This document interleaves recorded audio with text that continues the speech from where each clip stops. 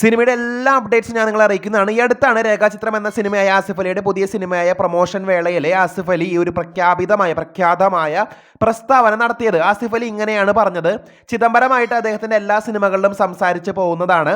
മഞ്ഞുമൽ ബോയ്സിൽ കുഴിയിൽ പോകേണ്ടത് ഞാനായിരുന്നു എന്നാണ് അദ്ദേഹം പറയുന്നത്.